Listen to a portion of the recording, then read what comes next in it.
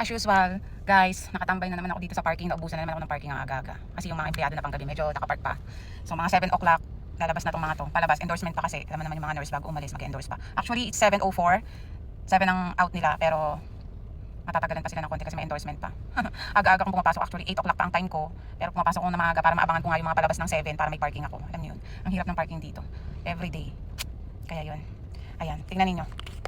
Tingnan ninyo ang parking. Ayan. Ayan. Puno ang parking.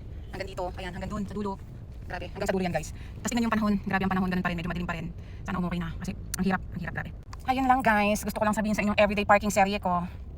Good morning! Naku, ayan na nga, guys. Kasasabi ko lang sana gumanda ang panahon. Shucks. Tingnan niyo. Ang lakas ng ulan. Nandito ako sa parking. Grabe. O, diba? Ayan o. Grabe. Grabe ang lakas ng ulan. Lakas ng hangin. Diyos ko. O, diba? Ayan, guys. Tingnan niyo. Narinig niyo ba?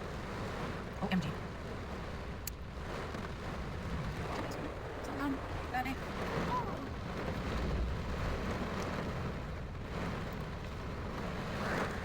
O diba? Na-stuck na ako dito sa parking. Ang lakas ng ulan. My gosh. Kasasabi ko lang na sana gumanda ang panahon. Ayun lang, guys. Yun lang. Pinakita ko lang sa inyo. Hinabol ko pa talaga. Good morning ulit.